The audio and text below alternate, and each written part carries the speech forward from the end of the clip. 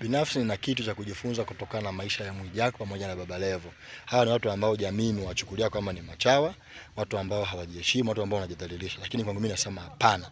Hawa watu wanajiheshimu, hawa watu wanajitambua vizuri sana, na ndio maana wakaamua kufanya kazi ambayo inawalipa.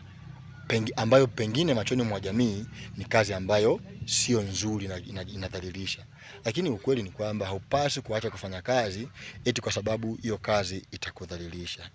Sababu ya kuacha kufanya kazi fulani iwe ni kipato hicho unachokipata ni kidogo au iko kinyume na sheria. Hapo hizo hoja zina make sense. Lakini leo ukitaka kujifanya shujaa mbele ya wananchi, mbele ya raia, uonekane kwamba wewe unafanya kazi za maana, utakufa maskini. Hao jamaa kwa mfano Baba Levo alikuwa msanii tangia kitambo, lakini hajawahi kupata fedha ambazo anazipata sasa hivi. Hajawahi kuwa na umaarufu kama ambavyo amekuwa nao sasa hivi. Baba Levo ana influence mpaka amefikia hatua amekuwa mbunge. Sio jambo dogo.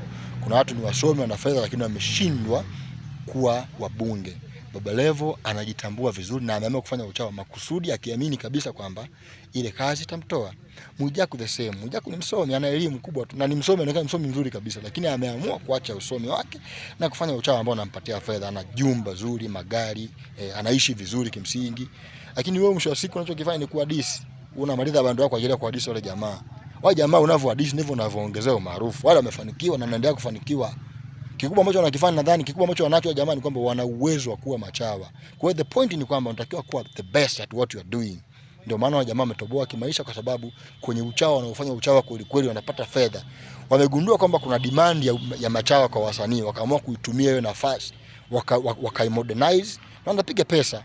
Mwijaku ana hela, najua kabisa jamaa wana fedha ya kutosha kabisa kuliko wewe ambaye unakesha mtandaoni kwa ajili ya kuadisi. Unapoteza muda tu.